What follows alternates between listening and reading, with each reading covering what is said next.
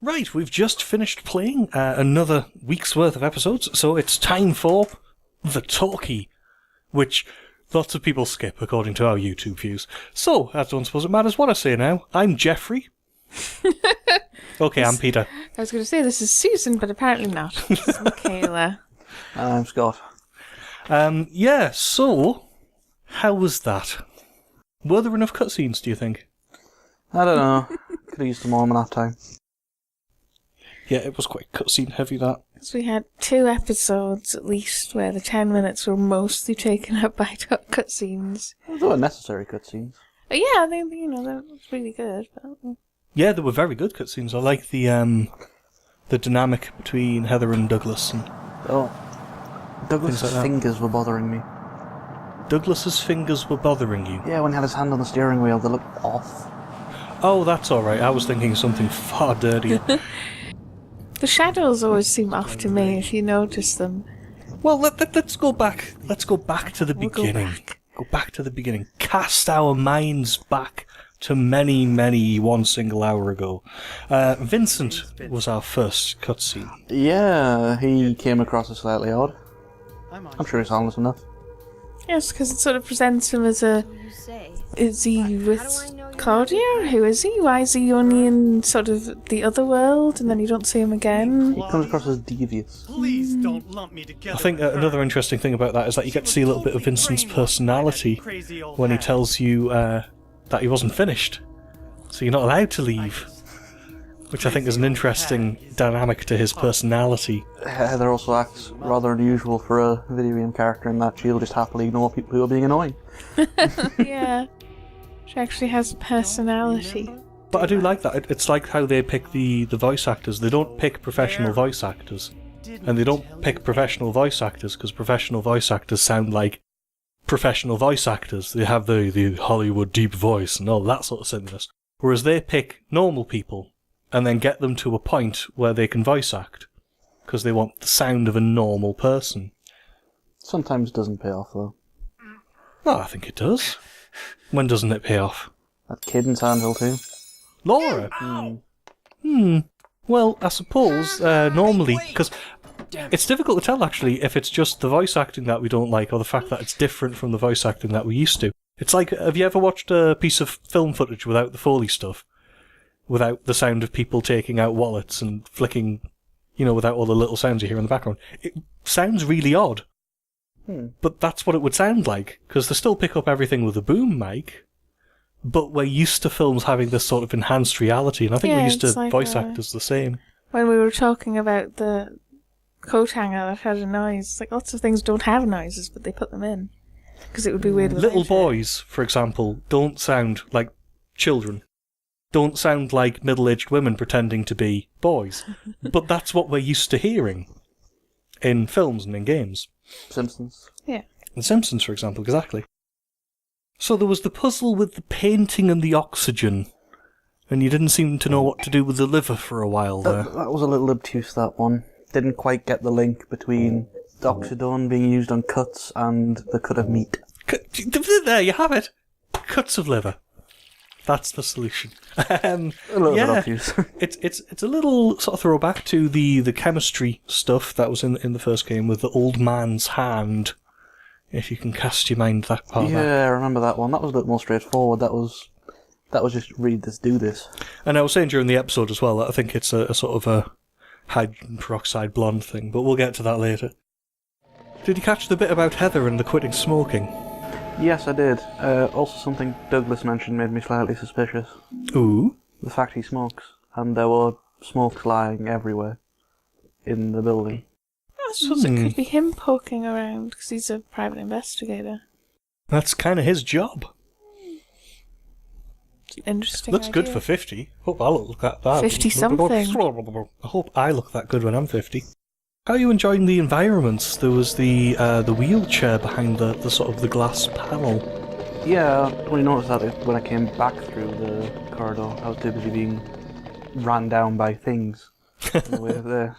So did you like all of the much more heavy-handed, the difference between the normal world and the other world in this is much more pronounced back like it was in Silent Hill 1 rather than like it was in Silent Hill 2. I'm slightly torn on that one, actually. I did like Silent Hill 2's atmosphere, definitely. But sometimes I got a little much, too little rather, in Silent Hill 2. Sometimes there wasn't that much going on. I think it helps have a change of pace now and again. What did you think of the whole thing with the giant monster and the fairy tale? I quite like that, actually. It was. Strange moment, isn't it? It is quite strange. When you read the words, the monster vanished. And I like the way she reads them out, and she sort of reads them out in this disbelieving, like, to Eagle Harris? Well, not quite like that. I don't do a good Heather. But you know what I mean. That sounds a bit Eric Idle. Yeah, she wasn't performing an invocation. She was just, questioning what it was out loud, and then it seemed to work as an invocation. And it worked like the fairy tale said. Seems I quite like the content, because it sort of goes, well, there's a female priestess, and she dies and comes back to life. Better than those male priestesses. You know what I mean. It sort of ties in with the plot.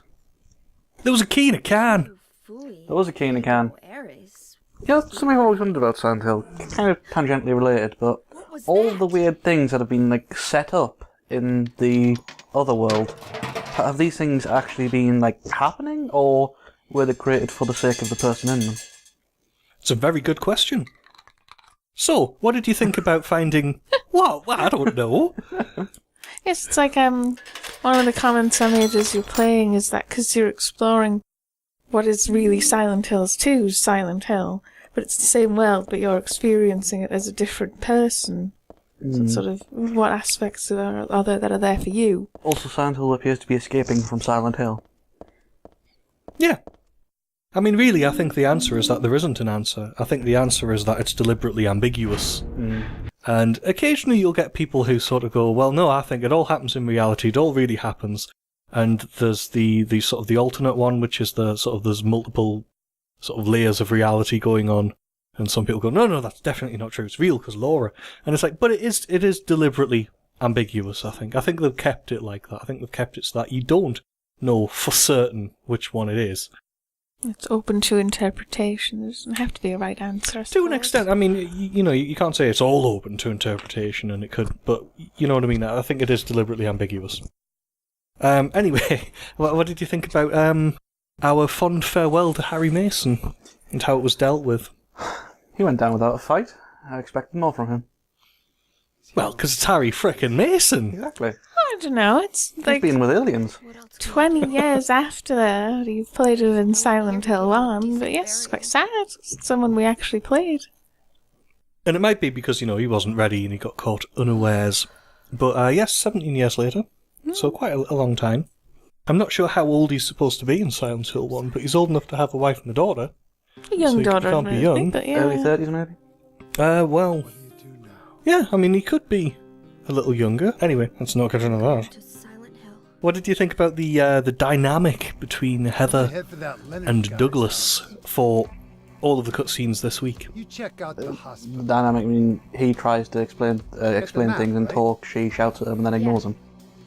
Yeah, but they kind of make up during the sort of the long car monologue. I think Heather's starting to feel the bite of loneliness. And there was that boss battle between you and, I forget the name of the monster, but it's the one that Claudia sets on you. Yeah, that took a lot of bullets away. It did. It's quite a while you were using your handgun, and then you swapped your shotgun. I expected to go down without having to use 80 bullets on it, so probably should have switched the shotgun straight away. It went down quite quickly. We also said it was sort of, so far, it was kind of the most human boss or monster that you've really had. It just kind of looked like a person wrapped in lots of clothes. It didn't have a head, to be fair. And had iron spikes for hands. It was very person-like. And Vincent gave the map to Douglas, so that further complicates his role within the game. If he was even there in the first place. Okay. I don't think we're going for that angle, but yeah, 'cause it's like, is he helping, or is it really a good idea for you to go to Silent Hill? Isn't that what they want? Yeah, but Heather seems quite intent on revenge.